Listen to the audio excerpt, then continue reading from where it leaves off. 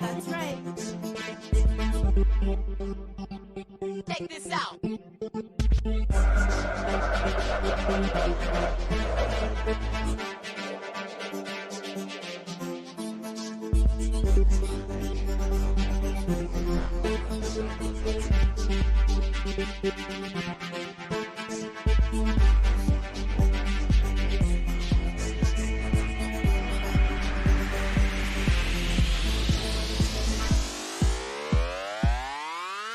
Go.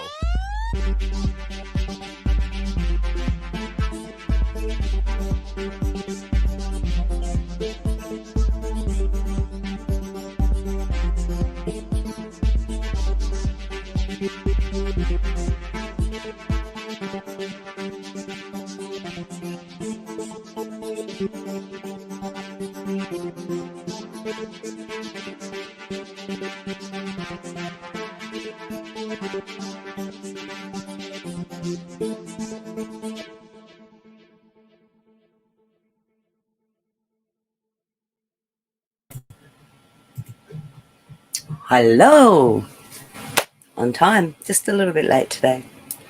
Thank you everyone for joining me again. One of these videos that will quite likely be at some stage, so I think ties in quite nicely with what I've been doing lately. I've mentioned it a few times, so it's good to see you guys back again. Thank you for joining, and thank you for your patience. It's appreciated. I'm not going to blather too much today. I'm just going to get going with this one. So I'll add that in, take me out, and kick it off. Let me know if there's any issues.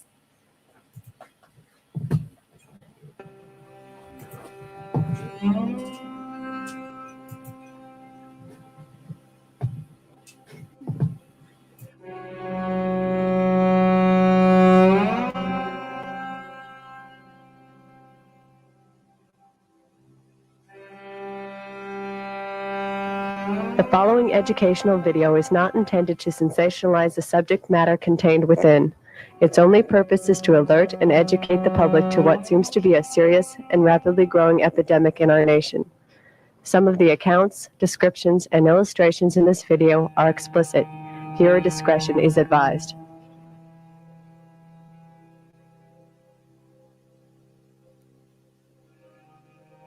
The climate of fear pervades everything. Nebraska is a state of fear. I got this out in Nebraska, and it says, if you can't read it, homosexual prostitution probe ensnares officials of Bush-Reagan White House, call boys give a midnight tour of the White House. On the backside, it talks about children being taken off the streets of America. In addition to credit card fraud, the investigation is said to be focused on the illegal interstate prostitution, abduction, and use of minors for sexual perversion, extortions, larceny, and related illicit drug trafficking. Now, when I got this, there's no way I can tell it's the truth, okay? It could be a Xerox thing made up of different headlines, and they could have filled this whole thing in. But I called Paul Rodriguez in the Washington Times. This was run in 1989. And I said, was this the only story, and was this run on the front page the way it indicated? He says it was, and I wrote 60 stories altogether about this. And I'm asking you, if a major paper in Washington, D.C. is running headlines about children who are kidnapped off the streets of America, being prostituted even into the White House, don't you think that if the news media were disseminating information as they normally would, it would be picked up and run across the country? What would have happened with Richard Nixon if the Washington Post had run the Watergate stuff and no other paper had picked up on it at all, and no Associated Press and no one had picked up on what was going on? That is literally what's happening today. It's very apparent and very obvious that there is a certain degree of cover-up there. And there's an attempt to quash the what little bit of news that has come out and to slant it and taint it by the various major publications in the state of Nebraska. And mainly because, I think, because the prominent people are involved in this. The Des Moines Register was very concerned about who was going to be delivering the papers, like the next day. And they told us we had to find a we replacement. had to find a replacement. Under those situations, I told them where to put the papers.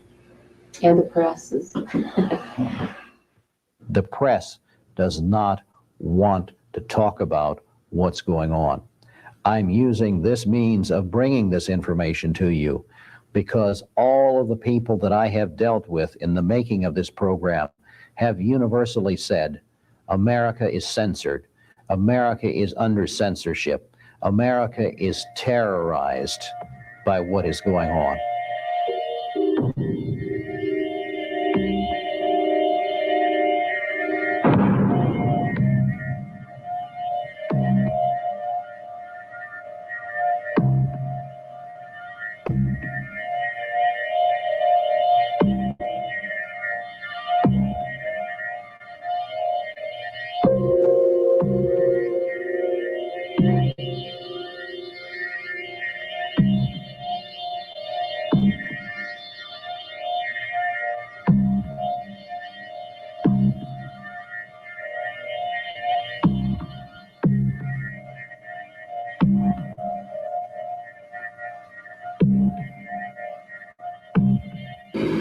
Now, I want to step back and take you back to what happened in Nebraska.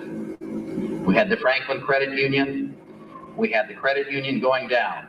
We had people who had money invested in the credit union going to Senator Loren Schmidt, and Loren Schmidt forming the Franklin Committee to investigate what was going on.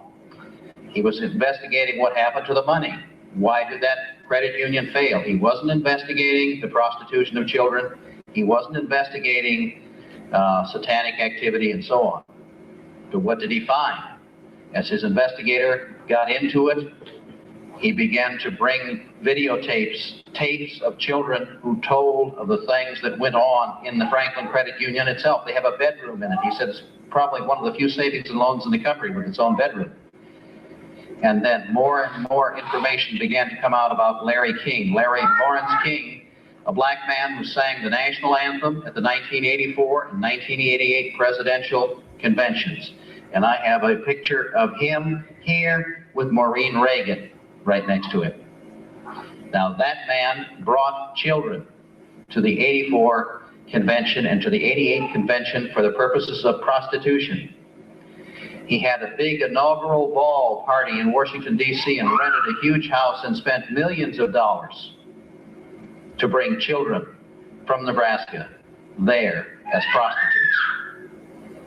And what happened when all of this came to light? The FBI stepped in and cross-examined every one of the children and told them if they did not recant their testimony, they would be liable to as much as 530 years in prison for perjury. They were grilled for hour on hour. The ones who didn't recant ended up either dead or in jail. So definitely, in my opinion, a conspiracy here. I have to say there's a conspiracy. If not a direct conspiracy, certainly a loose-knit conspiracy by the mere fact that these kids, if it's true, and I have a tendency to believe it is true, these kids were transported to Los Angeles, where they obtained drugs, where they were involved in ritual ceremonies. They were transported to Washington, D.C., where they claimed they were molested, and there's obviously some top political figures involved in this sort of thing. Here is a piece of information that came to me in the mail. It came from the investigation by the Franklin Committee of the Nebraska Legislature. It was verified in its authenticity by Republican Senator Loren Schmidt of the unicameral of the Nebraska Legislature, who verified the truth and authenticity of it. I want to give you a picture of true horror. But children were not merely abused. One victim described an incident at a farm near Elkhorn, Nebraska in 1981 or 82, where a 10-year-old boy was repeatedly sodomized and beaten by older men. He finally lay crying with blood streaming from his rectum. One of the men took up a pitchfork, playfully playing with him at first, but finally sticking one tine into him. While the boy screamed and the other men stood around and laughed, finally the whole pitchfork was stuck through him, killing him. Snuff films were involved as well. Another young boy was taken by someone in the King Circle from Nebraska to another city and forced to perform oral sex on a man. As the abuser reached orgasm, he shot the boy in the head with a pistol, all of which was filmed. Our private investigation has led us down all of these trails years ago, to the snuff films, to a lot of things. And many of our friends and associates bailed out on us because they didn't want to hear it. It was too horrible to want to be close to either one of us. Well, the security blanket was rippled, and people, I mean, even when you talk about the police, they don't want to talk about it because that upsets their security in the system. It's just like if somebody found out that the fire department wouldn't come to your house if you had a fire, same kind of deal. One more thing. This report states it reaches high into Republican Party circles in Washington, D.C. Pedophilia owns this nation. Pedophilia is part of what we're talking about. And the hiding of the pedophiles is being done by none other than the FBI. It was sometime in August of the year that Johnny was kidnapped, when a neighbor lady saw this car sitting there with California plates on, taking pictures of many different things, but Johnny was on his paper route at the same time. And apparently she was shooting pictures, or she was pointing the camera at him. Whether she took the picture or not, we presume she was. And the lady called the police department about it. They never ever checked it out. Then they lost the license plate number. The lady had wrote it down. After this ordeal, she didn't have the license plate number anymore either. And then roughly a month later, on September 5th, 1982, that's when Johnny was kidnapped on his paper route. And the people that were there that morning at the corner said that the only thing they saw in this guy's car was a brown manila envelope laying on the front seat. Whether it was a picture, whether it was a work order to kidnapping, or whatever it was, we presume it was probably both. And at the time of the abduction, Johnny left the house at about 5:55 in the morning and headed towards the paper drop area. And when he got partway there, a man in a car had pulled over and asked him for directions. And then Johnny continued on the sidewalk up to the corner where the other boys were waiting to pick up their papers. The man then took off in his car and evidently circled way around our housing block and another one to come back to the same area and pull in on 42nd Street, where Johnny and another boy and a 44-year-old attorney was standing. He was picking up his son's papers. The man pulled over to the curb, opened up the door, shut off the engine, and put his feet out on the ground and began to engage all of them in conversation. Mostly it was about asking for directions. And the two witnesses had a very, very good look at the man because it was under a street light. And that became very valuable later because they did work with a composite artist that we hired to construct the composite drawing, which the authorities now use. They don't use the one that they did. And the man was Mediterranean or Spanish, probably in his 40s, just impeccably dressed, very neat. The car was very neat. The witnesses had an exact description of the car. The man spoke with a very slurred speech pattern. At that point, the lawyer left the area, taking the papers with him for his sons. And our son made the statement to the other boy, this guy's weird. there's something wrong here. I'm going home. He was scared. So Johnny took off down the street to head for home, which at that point he was headed north. And he had to go 1 block north and then turn and go another block west to get back up to our block. He got halfway down the street, and the boy that was sitting at the corner, who was 16, heard our dog begin to growl, who was walking along with Johnny. And at that point, he looked up and he saw a very, very tall, thin man. He estimated him to be probably about 8 or 10 inches taller than Johnny. Came out from between 2 houses and fell in behind Johnny and followed him down the street and around the corner out of sight. Then just seconds later, 2 other boys approached from a different area to get their papers, and they witnessed Johnny sitting on his wagon slumped over like he was sick. They didn't waved at him and continued on. Nobody suspected impending danger. They got to the corner, and at that moment, they all heard the slamming of a car door and the screech of tires. And that same blue car came right through the stop sign, turned left, which was north, and headed out of town. The noise awakened a boy who was living at the corner in a house in the upstairs, and his bedroom window faced that street. And when he looked out, all he saw was Johnny's wagon and the car taking off. They had already thrown him in the car. And with all of that evidence, we still did have difficulty getting an initial fast reaction and investigation started with the police. They wanted to tend to believe that any kid that age would run away. In the face of 5 witnesses that each saw a part of this whole kidnapping take place.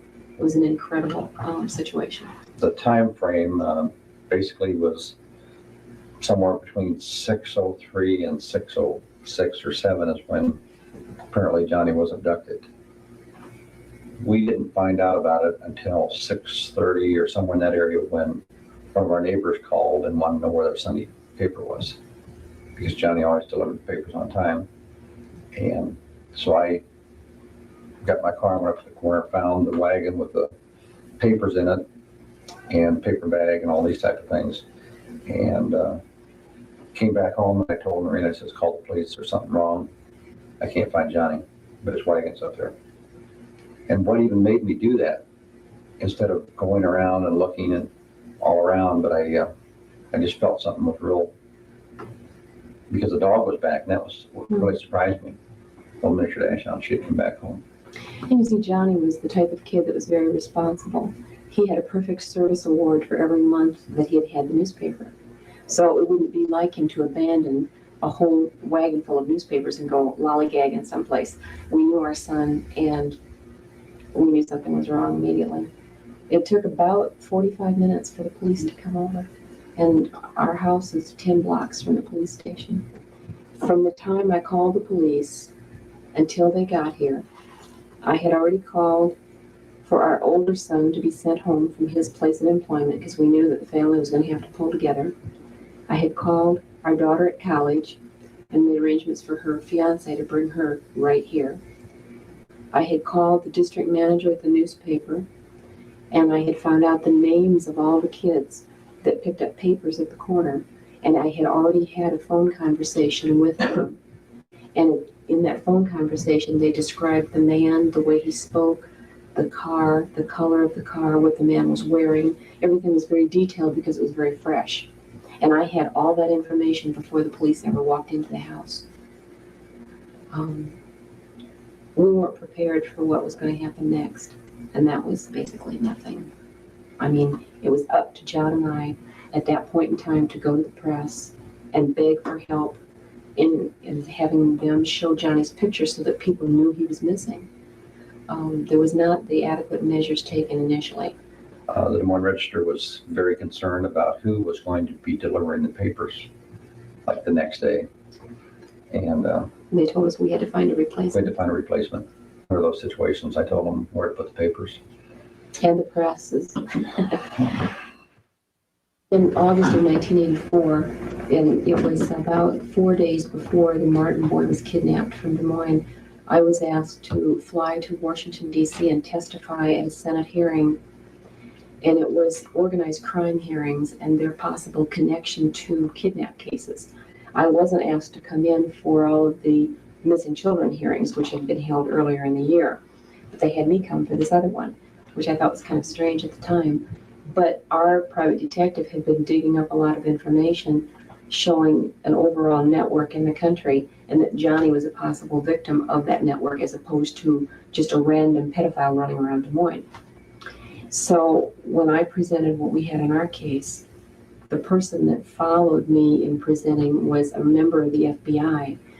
And what they had laid on the table about this size was nothing but one publication after another that had all been taken from a pedophile in a raid that the FBI conducted. One of the things was a book on how to molest small children without leaving marks on them. We're talking toddlers. How to coerce or abduct a child into a car. The how-to books that teach pedophiles to do this. Paraphernalia that would be used in some type of sexual torture for children. And then the other interesting thing that was there on the table was a book of pictures of kids who had not yet been kidnapped. The statement was that you could order a kid out of that book. And the interesting thing is that from time to time when we do hear of reports of children being photographed either on a playground and or walking to and from school or just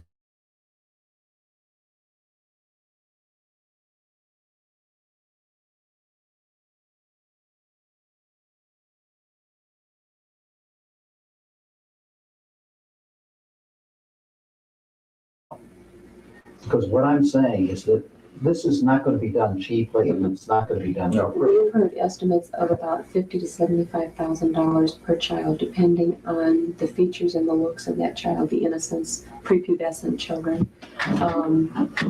There are also, and this has been documented by a number of private investigators who've researched it, that periodically auctions take place in the United States. Different places, they move around. They don't just set up shop in one spot and publish a notice that there's going to be an auction. It's done very secretively, and they might run 10 to 20 kids at a time through an auction block. And the buyers can be from foreign countries or whatever. And then the child would never have a hope of ever getting back to his own country. There are internment camps around the country where they keep these people after they kidnap them. And I've heard of one in Des Moines, Iowa, as a matter of fact. I know of one in West Virginia. I know of one in Nevada near the Arizona border. I know of some in California and also in the state of Washington. And these are well organized. They're camps where they keep the people behind cages. And I've been told that they're involved in brainwashing these particular camps. And many of the victims that are kidnapped end up in these camps. NAMBLA stands for North American Boy Love Association. And this was brought to our attention. It was acquired through an underground connection. And it was, the date on here is June of 1983, just a few months after Johnny was taken. And on the front page of NAMBLA's bulletin, down at the bottom, they are warning all of their members, of which Iowa has many, all of their members not to in any way comply with the FBI and submit to any kind of questioning on the Johnny Gosch case. And they were very careful to spell it out, Johnny Gosch case. Then this is continued over here on page 3. There's another section about Johnny Gosch. Now, why would a rag like this need to warn their members not to talk about our case unless there's some connection? This is written to Dr. Judy Ann Denson-Gerber, who, by the way, is on the hit list of the NAMBLA people. I'm writing you at present at the request of an organization that is not interested in advancing the cause of kiddie porn for the sake of the exploitation of children, but rather for the social recognition of children's sexuality, for the acceptance of the sexual expression of adults that desire sexual relations of a loving and tender nature with children, and ultimately for raising human beings without the typical sexual impediments that are so prevalent in our Judeo-Christian society. In other words, if it's good for us, it's good for the nation. Now, I have actual records of a meeting of the Man-Boy Association in 1979. They had $620 in their bank account as of that time. By 1989, they were depositing $5 million in the Franklin Credit Union in Nebraska. What for? To pay for children kidnapped across the country, to pay for taking children out of Boys Town and out of Girls Town to be used for prostitution purposes and porn films. Now, John and Noreen Gosh are well-to-do people, well-together people, and Johnny was their son late in life. So they were able to put a great deal of resources and a great effort into putting information across the country about the kidnapping of Johnny. They said we had to sell candy and have fundraisers and so on to put out all those posters and everything that we put out across the United States. But in 1987, the word came down from on high, from people who were following the Goshes and following the Gosh family.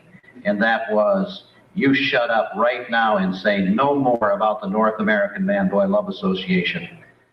The threats came throughout the year of 1987 and 88. We had a lot of activity on the case.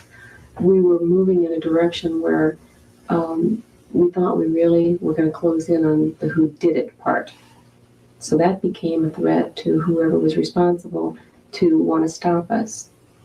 And there was harassment that went on towards us that you wouldn't believe. People would come here in the middle of the night and they would throw things at the house to wake us up. And then we would see them out in the backyard. And by the time we could get outside or the police could get here, the people would be gone. The phone call in question came shortly after John and I had made a trip out of state, and it was business on Johnny's case. And we had gotten to this one state, and John said, I don't feel comfortable at this hotel. I don't know why. I just don't want to stay here.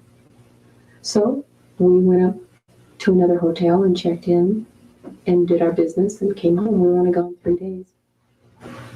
But 2 days later, I got a call. That one came to my office where there were no taping facilities.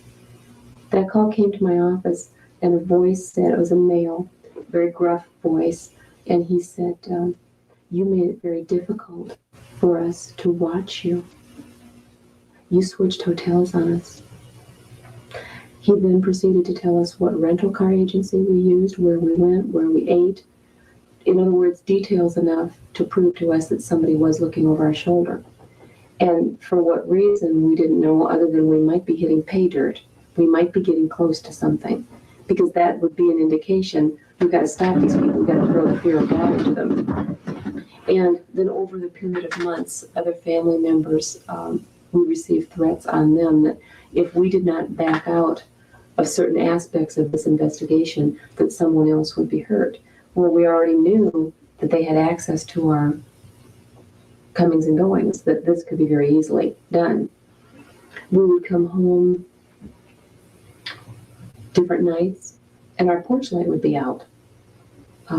We would always leave that porch light burning. That was kind of a symbol of hope that we started in the beginning of the case. It wouldn't be burned out, it would be screwed out. Somebody would actually come up here and remove the bulb, and see, when we would get home, we think, oh, the bulb burned out, we need to replace it in the morning. John would go out there, and the whole bulb was gone. I mean, insidious things were going on. We would get a phone call in the middle of the night, and somebody would just do this. Just tap. They'd say nothing. Within 20 minutes, somebody would be in our backyard, throwing stuff at the house, making sure that we knew they were there. The police traced the calls, and they told us that every phone call came from a phone booth within a radius of our home, of a driving time of about 15, 20 minutes. And he said, the lieutenant that was in charge of our case said, if we knew which phone booth to stake out next, we'd wait there for them, but they use a different one each time. This went on for months, absolutely months. And finally, the culmination of it took place 1 week. John was in Denver, and it happened to be in August. And it started off the beginning of the week. I came home one day, and the phone rang, and it was a well-known man in Des Moines who has walked both lines of the law, and he's well known. And he identified himself on the phone, taking the risk that if the phone was tapped, that people would recognize his name. And he said, I don't want to scare you, but someone has put out the word to make a hit on you, meaning me. And he said, whatever it is that you need from us, there's no strings attached for your protection. And I said, well, what is this about? And he said, just do not leave town. Do not go out of town for any reason. And that was his warning. Well, I hung up the phone and I'm sitting here and I'm thinking, okay, all this other stuff had been going on for months. And I'm thinking to myself, now who's playing a joke on us? Because it was just so ridiculous. A couple minutes later, the phone rang again. It was the police. And they said, please stay there at the house. We're coming over. They came over and they had received the same phone call from the same man, telling them that they better, circle the wagons because something was going to happen. Something was impending. And then is when it was at that time, I had also been filling in the police lieutenant on all these other things that had been going on for months and the threats, and so they had a log of it already as in a progression. It was at that point, that week, that there was a much more concern shown for us and a level of cooperation that came between the police, the FBI, and us for the first time on the case. I was told to just go to my office and home, not to go anywhere else at night, anywhere, nothing. So I didn't. That Thursday of that week, it was in the middle of the night, the phone rang, and it was a man who said that he wanted me to get on a flight leaving Des Moines, and he gave the flight number, fly into Kansas City on a small plane, and then take an Eastern airliner from there to Tulsa, Oklahoma. Rent a car, and he told me which agency to use. Take that car and go to the Holiday Inn, and he specified which one, and wait to check in under my own name and wait to be contacted. That he had information about Johnny. Well, there was the invitation to go out of town that they were waiting for. And I called the police right away. I tape recorded the call, and I called the police right away, and they said, get dressed, get ready, we're on our way, we'll get the FBI, and we'll all be there. So they came, and I told them again what the man said, and they said, well, we have to decide what to do. And the man had said that he had made a reservation for me on the flight in my name. So we're sitting here deliberating about what to do with the FBI. They wanted me to get on the plane and go to take the trip. And it was the police lieutenant who just sat here and just pounded the table and said, you cannot send her.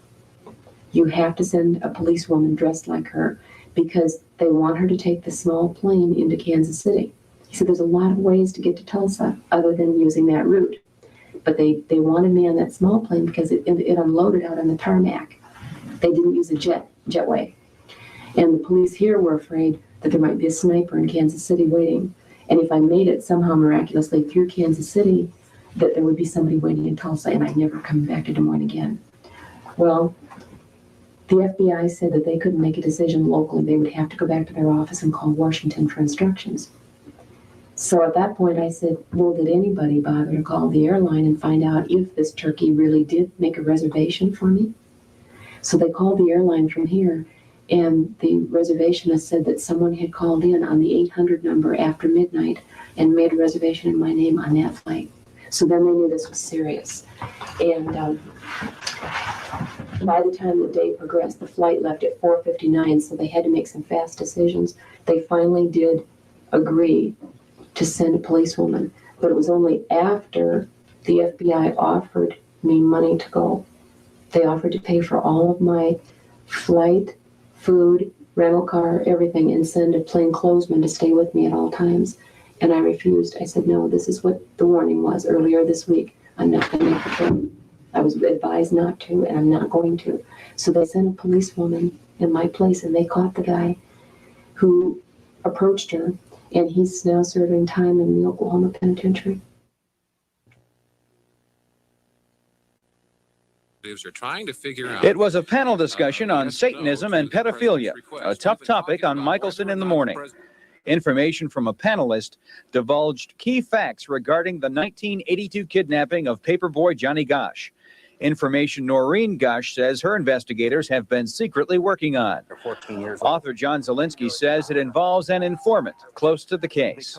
He has identified him as Johnny Gosch and said, I saw him over the years as I traveled the country. He might have accompanied the man who kidnapped Johnny Gosch when he was only about 13 or 14 years old. Paul Bonacci has a photographic memory. He can remember every date, every place, every person, every scar, and he has identified Johnny Gosch. He helped to kidnap Johnny Gosch. He was only 12 or 13 at the time, and he was taken along. He also identified the fact that in 1987, when Mrs. Gosch was threatened, when they were told their children would be killed if they revealed that they thought the North American Man-Boy Love Association was the kidnapped ring, at that very time, Paul Bonacci was making a pornographic film with Johnny Gosch, who was a slave in a house of prostitution in Colorado. I'm Judy Ann Denson Gerber. I am a psychiatrist and a lawyer and have been practicing since 1967. At that time, my major interest was in drug abuse, and I founded the Odyssey House programs across the United States, in Australia, New Zealand, and in Hong Kong. By 1985, however, I began to see a new phenomenon, and that phenomenon was that the patients that I was seeing, many of whom had dissociative disorders, post-traumatic stress, which I talked about, but also multiple personality, and therefore could only remember fragments of what had happened to them, but these fragments were coming out in their 30s, began to remember ritualistic cult abuse. And to my sadness, having been a religious major in college, I realized that there were many people who used their children in the worship of the Prince of Darkness, Satan, Lucifer, Isis, which is an Egyptian princess of darkness, actually, married to the king of the underworld, and that we had many, many victims of this type of activity.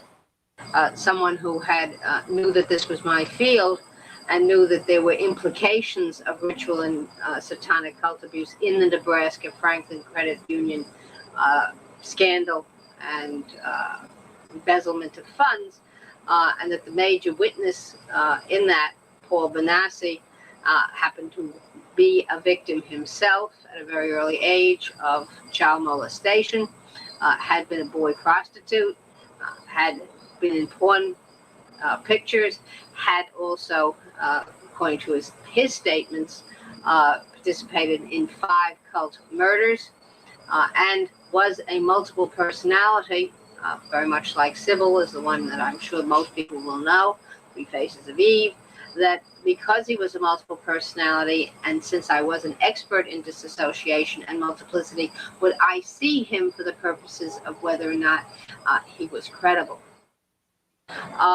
When interviewing Paul Bonacci, he definitely said that he had seen Gosch, and he had seen Gosch on 2 separate occasions in a child white slave house.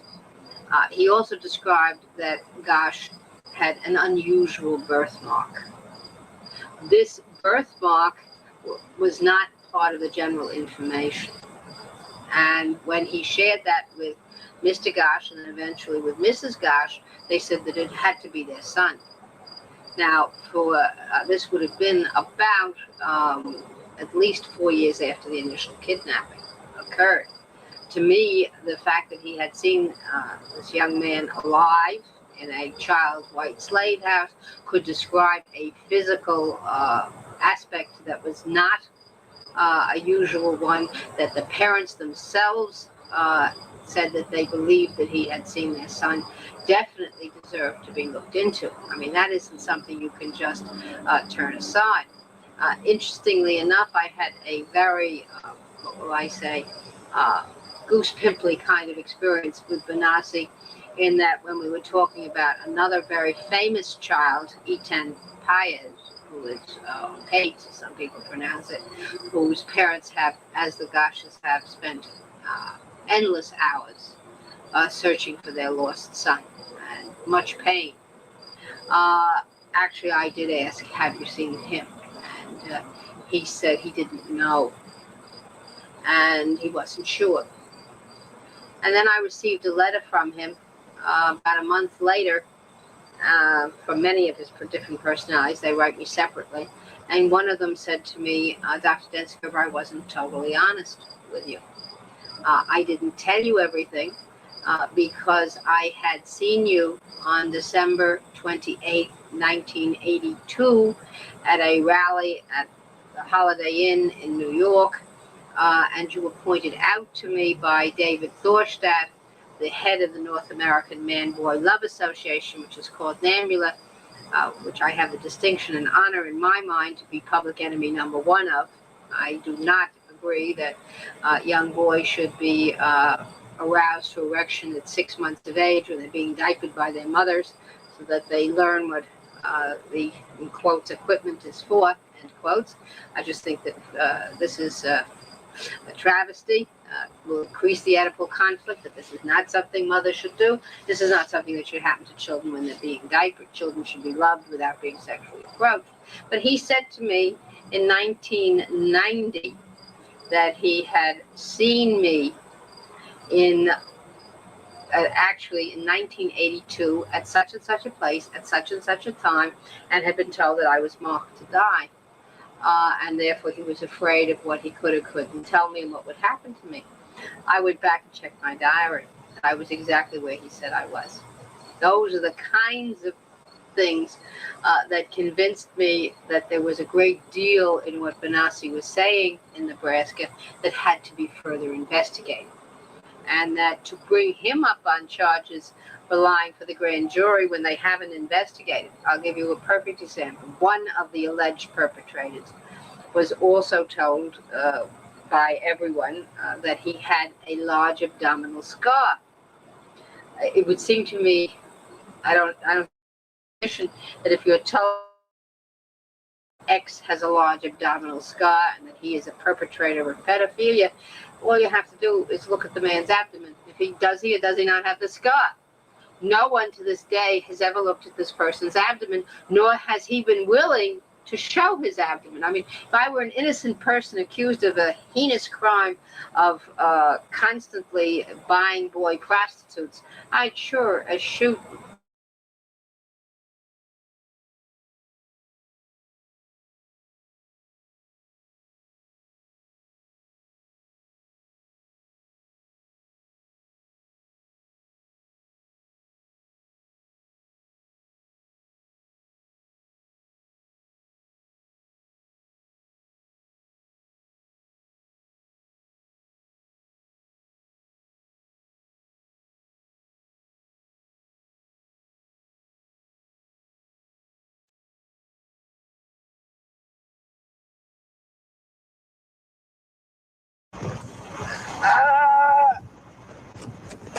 You all know what a snuff film is? Snuff film is what it implicates. You snuff out a candle, well, you snuff out a life in this film. And Paul Bonacci has taken part in a film in which he had sex with a boy, both before and after he was killed. As I got to know more about Benassi, and he wrote me letters, and I listened to his descriptions of the rites of the different sects that he had been in, of the killings, of who performed the fetal Eucharist, which is the actual drinking of the blood and eating or cannibalizing the child or the newborn or the abortus, or an adult in some instances. I discovered that everything he said fit into, one would say, the traditional rites of the Antichrist sects. He had conducted human sacrifice. She said, I gave him all kinds of quizzes, which if he wasn't part of the satanic circle and he hadn't achieved the various steps of Satanism, he wouldn't know.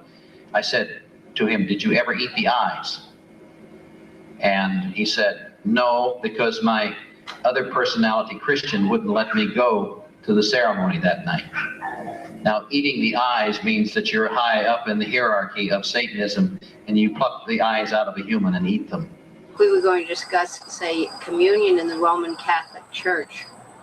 It would be the same in Rome, and in England, and in France, and in Australia, and in China, and wherever Roman Catholicism was practiced.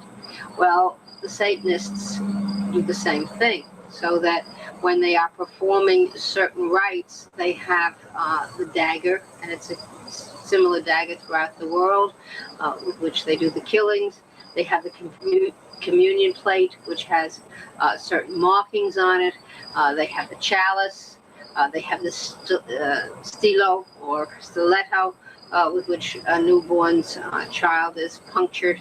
Heart is punctured by the mother, actually, of this child. And that mother can be as young as 12 or 13, which is very frightening.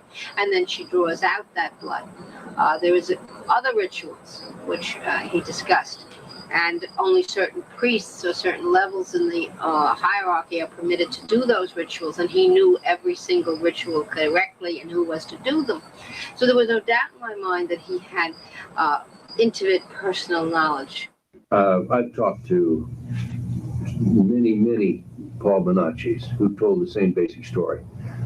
People from Pennsylvania, Florida, Texas, Northern California, Southern California, Washington, and people are telling the same story throughout the United States. It used to be that the bodies were cremated. There were arrangements with funeral parlors, and the children in Nebraska who were involved in this described situations in which they had a human sacrifice in the house. They hacked the body up. They stuck it in a couple of gunny sacks, plastic bags, good husky ones, and took it out to the car and took it away to the funeral parlor and cremated the whole remains. There are children who describe being trained on cats to insert a knife up the rectum of a cat and rip it open as a training to doing the same with live babies. And the woman who got on cable access television and said, the foster children I've had in my home, and she was a very brave lady, and she took the worst foster children, the foster children that no one else would take. And one by one, they began to tell her about being involved in these satanic things. And she said, one girl at Christmas time lay on the floor and screamed for 2.5 hours. She said, I can't get the sound of the babies crying out of my head. Christmas is the worst time because that's when we kill the most babies. The children I have talked to have all had to murder before the age of 2. I mentioned that last week, and we kind of went right on past it. That is something that is beyond anything I could comprehend. Right. But in some way, whether with the help of an adult's hand over theirs, or by having them practice, by getting them excited to be part of the adult scene. These children have never seen a normal life, for goodness sakes. They do murder. And the evil thing that happens is they really believe they want to. They want to do what the older people are doing, and they're praised for that. And that becomes their goal, to be like the adults and to do these horrible things. There is a little part in them that I believe we all have, that natural, good, God-given part that knows it's wrong. But in a group and in the excitement of everything, they want to do that. They enjoy the sex. Children are capable of enjoying the sex. That was something I didn't know. Well, you know, why would they fight against it? A child will eat a bag of candy if you give it to them. They will take part in these things willingly. When they get out and begin to talk, that's very difficult for them to realize. We didn't realize it at first, that they actually wanted to do that. And that is part of the very sophisticated brainwashing job that they do on all of these children. The part that made me to believe this child's story was that when he finally said, this baby, he talked about several, but this particular baby had been killed, stabbed again, different way, but stabbed. He curled up in a fetal position. He was 9 years old when he was telling this story. He curled up in a fetal position, and his eyes got real glazed, and he said, they cooked that baby on the grill. Oh, my gosh. And I thought, he has really flipped out. I mean, I didn't know. And he said, oh, gross, it smelled like rotten chicken or rotten deer. He then went on and told us how they would cut out the heart, or they would cut off the sex organs. They would save them in the refrigerator, in the freezer. And this is a very typical thing that these kids talk about. They worship the sex organs. I suppose they're so into themselves, and it is life and nature and all of that. I don't, and it's very decadent, deviant. It is nothing a Christian person would care to even hear about. So that is part of the reason, I'm sure, that they do that. But he witnessed that, and they kept it for another ceremony. They will always use these bodies one way or another. I didn't get any answers from that child about what happened to the bodies. Where did they go? Eventually, the little ones that I was talking about first talked about throwing the babies in the fire. And I asked about that, and you mean they were dead and then they threw them in the fire? And the littlest one said, no, them was alive and them threw them, like this. The most horrible story about fire that I have to tell, and this is extremely, extremely disturbing, was a little girl. She is a teenager, as she was telling me this story. And she was describing the barn where they used to go to have their meetings. And she told how they would gather outside of the barn and do their chanting. And then as they went on into the barn, they would be split into different groups. And she was never with any of her family. They all went to different places. And I asked her where she had to go, and she said, I was always in the burning room. And as she went on and described the burning room, I thought, how she came out of this with any sanity at all, I don't know. She was very small child. They would take young children, and we're probably talking preschoolers. I don't think that they dealt much with the older ones. And they would hang them from a rafter in this barn. And there would be as many as 5 to 10 hung in a row. And they would be fully clothed, which is unusual because frequently they are all naked. Mm-hmm. The children, like this girl, were all given candles. And you can picture the ceremony as she described it. And the candles were lit one by one. Then the adults would go forward and they would pour from a cup some liquid on each of the children's clothing, which is obviously gasoline or kerosene. Mm-hmm. You know that then. And then after whatever it was they had to do, they would give the signal, and these others would have to go forward and set the children on fire. Yeah. When they were done, they would just cut them down. The first child that this girl had to kill was a little cousin. What does that do to you? What does it do to your insides? Mm-hmm. But you couldn't object because the children that objected were killed. Frequently, she said, people would come. They'd come as families, like we would go to some big festive gathering, not knowing that their child would be sacrificed. And she would describe the screams of the parents when they realized that their child had been killed. Mm-hmm. And she talked about them being cut down and how they would draw a circle around the body. And when she first told me those things, I knew she was telling the truth. It wasn't that, but I didn't understand it. And I still can't tell you every answer, but I know that circles are important. And during these rituals, they will draw the circles, or in some way they will have a circle, because they believe that these demons that come can't break through the circle to harm them. She had also told about how the parents would kneel outside that circle where the child had fallen to pray to the child, is what she said.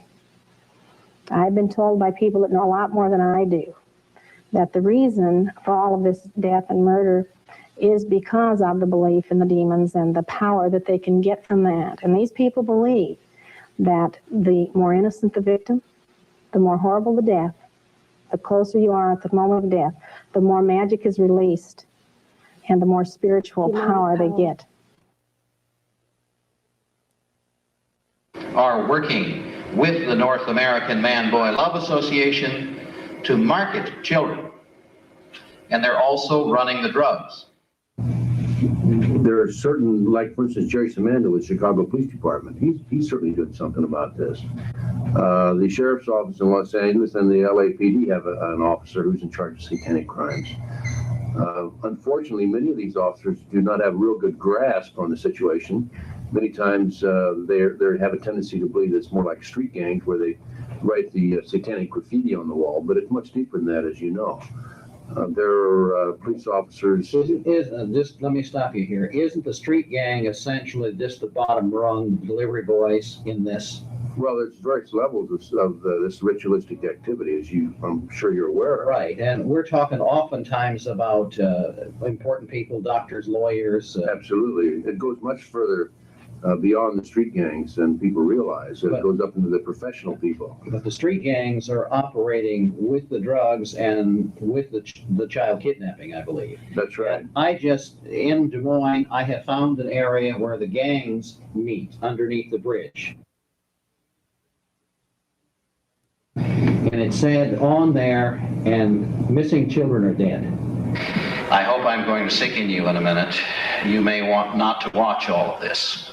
But this is a video that comes out of the video store in Washington, Iowa, and your 15-year-old or your 14-year-old could go and check it out, because it is not a rated video. It is a documentary of a life situation or a death situation.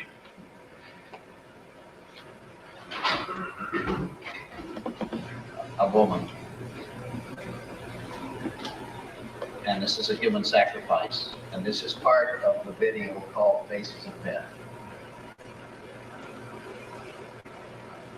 I'm cutting her open. This was shown to a group of us in Nebraska, of the Nebraska Leadership Conference. I went out there to attend this to find out what was going on. And Ely, or a Kansas City homicide detective, showed this. And he said, this is available in any town in America. And my first thought on seeing this was, it must be a porn store. It must be a town big enough to have a pornographic video store.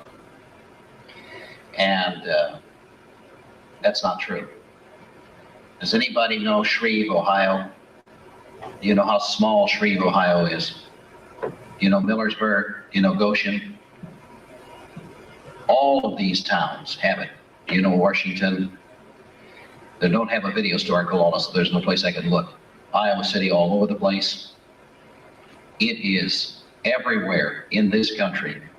And what's more, when I step up to a store and ask if they've got it, I stopped in Millersburg at a grocery store, and they said, we don't have it. We don't stock that kind of thing. And I said, how many people are asking for it? And who are seeing this? Young people. And what is happening after they see something like this? There's every indication that the occult groups have established preschools across the country and even overseas. I know of a preschool in Australia, and I know of some in Europe that were actually organized by Americans. And they use these preschools, number one, to recruit the children, ages 2 to 4 to 5, and also they use these children in their ritual ceremonies. Going on 22 years old, she's been in solitary confinement longer than any other woman in Nebraska history. What she did was talk to the Nebraska legislature, talk to the Franklin Committee, and tell them what had happened to her from the age of 12. The FBI warned her she'd spend a long time in prison if she didn't recant. She's a born-again Christian. She's been in solitary confinement with nothing to read but her Bible. And they thought, we're going to break this lady. We're going to break this girl. And she said, not till I die will I give up. Will I recant my story? And there are a group of people in Nebraska called the Nebraska Leadership Council. And they're working now with a petition, and I'm supposed to have a copy of that petition soon sent to me. And in that petition, they're going to ask for her unconditional release. Now, what I'm saying to you is Alicia Owens is America's youngest political prisoner. Who put her there? The FBI and others. Why? Because one of the things she said was, I saw a vice president, then a president at these parties in Washington, D.C. Now, Judy Ann Denson-Gerber confirms this. She's a friend of a president. She grew up with him, and she says, I am rethinking my relationship to him because of what I now know is going on. and I was told, don't mention names. So I'm going to say to you, in this state, I feel that everyone from the governor on down should be voted out of office. In the state of Nebraska, I feel the same thing. In the U.S. Congress, I feel the same thing.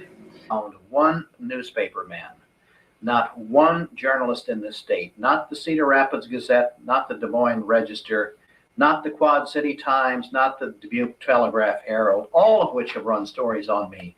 Not one of them willing to pick up the telephone and make one single telephone call to begin verifying the truth of what I'm saying. I have been dismissed out of hand. Bill Casey, publisher of the Daily Iowan, is so incensed by my very appearance that he goes absolutely stark raving mad. You're gone, out of here. Mister, No, go. what reason? You have no right in here videotaping. What reason do you have to kick me out when I'm only seeking to give you? Most people do not come in here with cameras. There's a court injunction against you, John Zelensky, for giving this information. That's what the court told me. Now get out of this building. The cops are going to be here in 30 seconds. It is not the information that I am trying to give you now. It has nothing to do. I don't want to talk to you. You've been a pain in my ass for 4 or 5 years. I don't want you in here. I'm saying you have no. You turn that off, or I'm going to punch you. I want to ask you this. Do you, in effect, this is what I found out. I went into the Daily Iowan to give them this tape. Now this You harassed her. Turn it off, I said. You're going to get it. This is a public building. Yes, but this is not public space. I'm not in that building. I'm in the hall. We're not in, that's all right. Your space. The cops will be here in a minute. Okay. Now we'll go out. You know this guy? We'll go out and talk. You know he's crazy? We'll go out You're and acting talk crazy. Okay, I'm threatening him because this guy's threatened us for 5 years.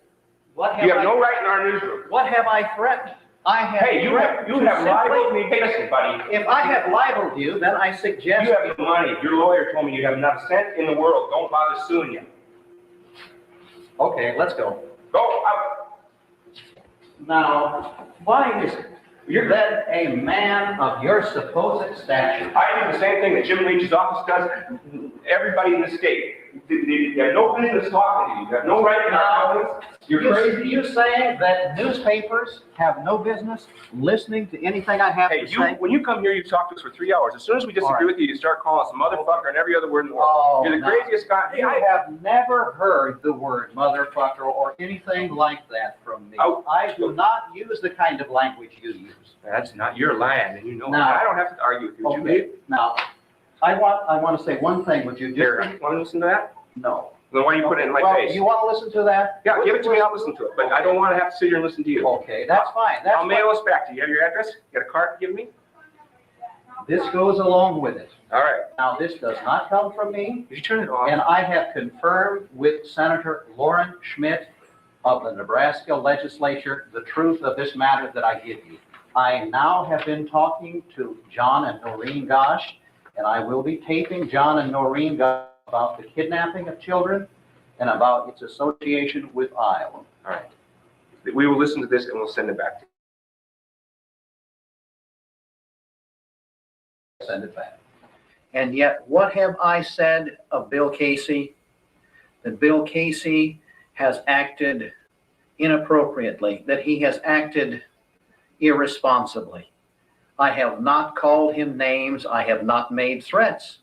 And yet you would think I was threatening to do something horrible to him. Yet all I said is, Bill, will you give me a few minutes of your time? Will you look at this material? Will you make a phone call? Not Bill Casey. Hi, this is Sarah Langenberg. I'm the editor of the Daily Iowan. And there is a man here videotaping in the newsroom without my permission, and I'd like him to leave. Well, he's videotaping right now. Do I have to call 911? Well, we're just down the street. Thanks. Get out of the fucking newsroom. All right?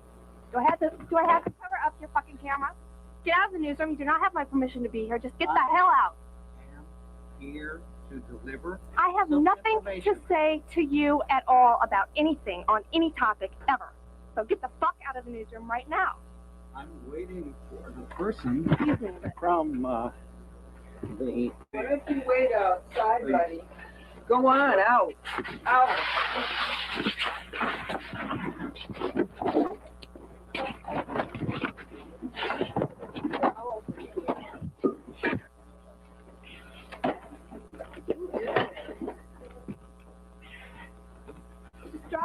Not John Robertson of the Cedar Rapids Gazette, not the publisher of the Des Moines Register. No, no, no, mustn't touch. And that's why we no longer have freedom of the press.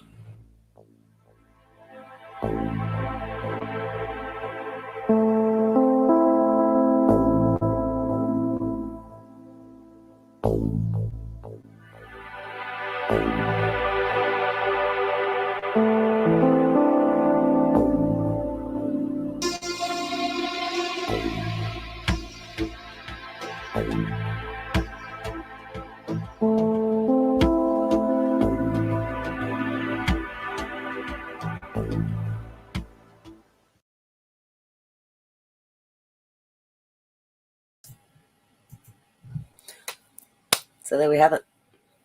That was one that I only came across a few days ago. So I'll hunt up this other stuff that has been talked about in chat and see what I can find. If I come up with anything on that one, I'll replay it when I get a chance. So again, this is a battle we're all fighting. That's what it's about.